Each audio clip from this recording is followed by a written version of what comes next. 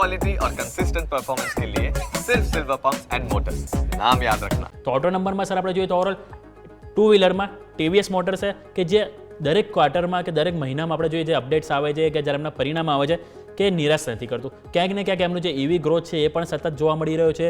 સાથે સાથે આપણે સર જોઈએ તો એમનું જે એક્સપોર્ટનો આંકડો એ ક્યાંક ને ક્યાંક આપણને સારી એવી એક જે વન વે પરફોર્મન્સ જે જોવા મળે એ આપણને જોવા મળી રહી છે. અને બીજી બાજુ આપણે નજર કરીએ સર આપણે જો પેસેન્જર વ્હીકલને એમાં તો એમાં સર આપણને એક મહિન્દ્રા છે કે જેના પણ નંબર આપણને સારા જોવા મળે છે. તો એક વખત સર આપણે ટુ વ્હીલર સેગમેન્ટ અને ઓવરઓલ જે ઓટો ઇન્ડસ્ટ્રીના જે નંબર આવે છે એની ઉપર સર એક વખત વ્યૂ લઈ લઈએ સર. ઓટોમાં આઈ થિંક એક પોઝિટિવ સરપ્રાઇઝ પીવી હતી. પેસેન્જર વ્હીકલમાં એક માર્કેટે બહુ લોવેસ્ટ એસ્ટિમેટ કરી હતી અને એના કરતાં તો ઘણા સારા નંબર આવ્યા છે.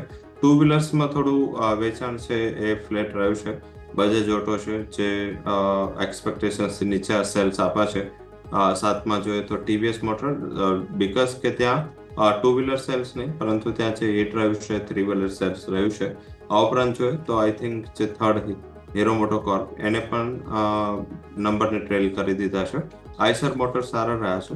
તો બેઝિકલી એક ઇન્ડિકેશન છે કે થોડું હજી પણ માર્કેટ છે એ ટુ વ્હીલરને લઈને ચિંતિત છે. અને ઘણા બધા તમે સ્ટોકના પ્રાઇસ જો કે પછી ફંડ હાઉસીસના રેકમેન્ડેશન રિપોર્ટ જો તો એમાં એક ક્લિયર કટ ઇન્ડિકેશન હતું. અને ઘણા ટાઈમથી આપણે ચર્ચા પણ થઈ છે કે પર્ટિક્યુલર ટ્રેક્ટર સેલ્સ છે મીન્સ કે એ આ વર્ષનું હીરો સેક્ટર સાબિત થઈ શકે છે. મેં લાસ્ટ ડિસેમ્બરથી આ વાતને મીન્સ કે આપણે શોમાં વાત કરી છે.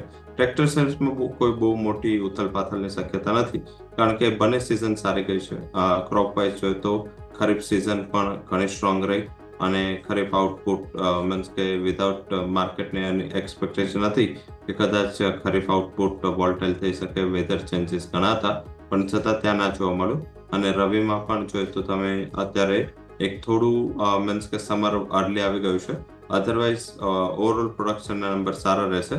તો એગ્રી ઇકોનોમી ઘણું સારું કરશે અને આઈ થિંક હજી પણ અહીંયા જે ટ્રેક્ટર સેલ્સ છે આંકડાના બુસ્ટર છે એ તમને આગળ જતા પણ જોવા મળશે. ને બેઝિક અહીંયા પીવી સેલ્સ આઈ થિંક થોડું વન ઓફ લાગી રહ્યું છે. પ્રાઇસ ઇન્ક્રીઝ થયા છતાં પણ આઈ થિંક આટલું મોટું સેલ્સ ઘણી સારી બાબત ગણી શકાય. ફેસ્ટિવિટી એન્ડ થઈ ચૂકી છે. થોડું લેકલસ્ટર મહિના રહેશે 2 થી 3. આઈ થિંક મને એવું લાગી રહ્યું છે કે પીવી પર થોડું ઓપ્ટિમિઝમ ના રાખવું જોઈએ.